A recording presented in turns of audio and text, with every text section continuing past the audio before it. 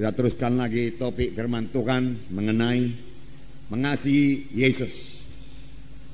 Mengasihi Yesus. Kita melihat lagi ciri-ciri dari anak Tuhan yang mengasihi Yesus. Ada tanda-tanda dari anak-anak Tuhan yang mengasihi Yesus.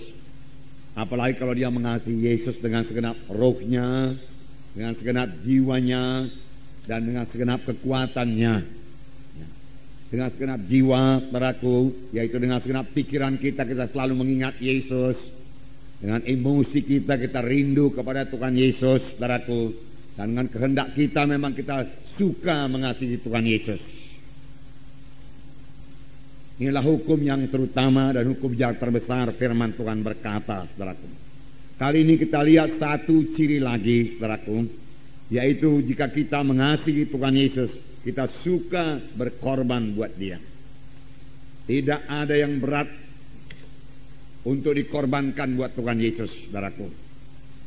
Sebenarnya, saudaraku, korban kita itu dibanding dengan kasih Tuhan tidak akan pernah sebanding. Tuhan telah memberikan kasih-Nya yang luar biasa kepada kita. Bahkan pada waktu kita masih dalam dosa. Buku 1 Yohanes 4 ayat 19 berkata, kita mengasihi karena Allah lebih dahulu mengasihi kita. Kita patut mengasihi Tuhan karena Tuhan telah lebih dahulu mengasihi saudara, mengasihi saya. Dia mengasihi kita, saudaraku, dengan menggantikan kita dihukum supaya kita jangan dihukum. Dia dijadikan dosa supaya kita jadi kebenaran. Dialah substitusi kita, ganti kita. Itulah sebabnya kita diselamatkan oleh Tuhan Yesus. Dan sesudah selamat, Tuhan mengangkat semua kutuk dosa daripada kita dan memberikan kepada kita berkat Abraham. Sehingga kita berada bagaimana kita ada sekarang. Saudaraku, kita patut mengasihi Tuhan kalau kita ingat dari mana kita dahulu diangkat oleh Tuhan. Dari kematian rohani. Firman Tuhan berkata, dahulu kamu mati oleh sebab segala kesalahan dan dosamu. Kita berjalan dalam kegelapan, tidak ada iman, tidak ada pengharapan, tidak ada hidup. Inilah yang paling parah, tidak ada hidup yang kekal. Tetapi Tuhan telah memberikan kepada kita hidup yang kekal dengan korban yang sangat besar, yaitu Allah memberikan anaknya sendiri, saudaraku. Karena Yesus, saudaraku, dosa kita diampuni, saudaraku, dan Tuhan memberikan kepada kita Roh Kudus yang memimpin kita pada segala kebenaran, pada segala kebenaran. Sesudah itu Roh Kudus, saudaraku, terus memimpinkan kita hari lepas hari. Firman Tuhan berkata Roh Kudus memimpin kita pada segala kebenaran. Firman Tuhan berkata bahwasanya setelah kita dibentuk terus hari lepas hari menjadi bertambah, hari bertambah seperti Yesus. Kita harus berubah kalau kita mau mengikut Yesus. Kita harus berubah dalam pemikiran kita kalau kita mau mengikut Yesus dan sampai kepada panggilan Tuhan Yesus.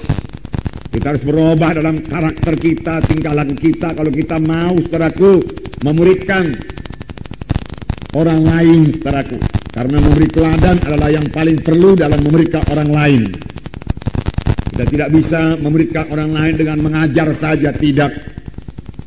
Orang lain melihat hidup kita yang berubah, pemikiran kita yang berubah.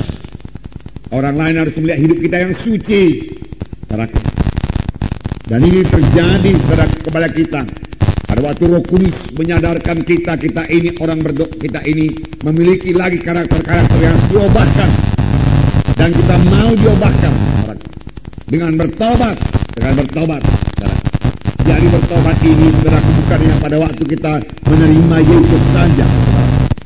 Bertobat, saudaraku, kita laksanakan sepanjang kita di dunia ini. Saudara, pada hari Minggu kita dengarkan satu gaya hidup yang baru, yaitu gaya hidup yang bersekutu dengan Tuhan Yesus. Gaya hidup, saudaraku, yang berkata-kata dengan Tuhan Yesus, saudaraku, selalu. Gaya hidup berdoa, gaya hidup yang mengingat Yesus, saudaraku. Saudara, satu lagi, saudaraku, saya tambahkan kepada saudara, gaya hidup bertobat. Apa, saudaraku? Gaya hidup bertobat. Kapan Roh Kudus, saudaraku, menegurkan ada sesuatu dalam hati kita yang tidak turut dengan kehendak Tuhan, segera kita bertobat, kita tinggalkan.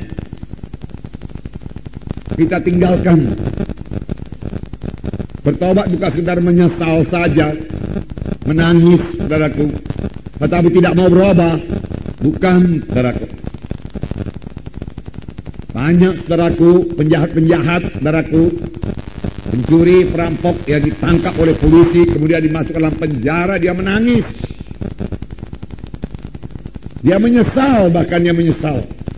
Tetapi dia sama sekali tidak mau meninggalkan, saudaraku, kejahatannya itu. Sesudah keluar dari penjara, dia kembali. Kalau ada kesempatan, dia kembali berbuat kejahatan. Saudaraku, yang diminta Tuhan daripada kita berubah. Berubah, itulah bertobat, supaya kita, saudaraku, bisa dibentuk menjadi sama seperti Yesus. Tanpa kita mau berubah, saudaraku, tanpa kita mau bertobat sungguh-sungguh, saudara, dan tidak akan sampai kepada maksud Tuhan. Dan kita tidak bisa memuridkan, saudaraku. Karena memuridkan, saudaraku, perlu teladan. Karena saudara tentunya di kelompok sel itu memuridkan, saudara. Memuridkan itu, saudara, tidak cukup dengan mengajar saja. Tapi orang harus dapat membaca hidup saudara. Transparan. Kehidupan kita ini dilihat oleh kehidupan saudara sebagai pemimpin kelompok sel dilihat oleh anggota-anggota kelompok sel. Bahwa saudara sudah berubah, mengasihi Yesus, mengasihi dia, yaitu anggota-anggota kelompok sel saudara. Menyatakan dalam pelayanan saudara kepada dia, perkunjungan saudara kalau dia tidak datang, saudaraku. Di situ dia melihat pada kedewasaan saudara, kasih saudara. Dan dia mau berubah menjadi seperti saudara. Dan kelak kalau dia sudah berubah, dia akan memberikan orang lain lagi. Demikian pemberitaan berjalan terus. Dari satu generasi rohani kepada generasi yang lain, saudara. Nah, jadi gaya hidup bertobat. Gaya hidup bertobat.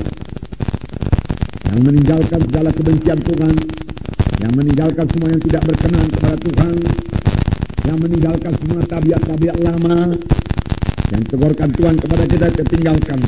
Kita mau dengar nanti mengaku kekurangan kita, saudaraku.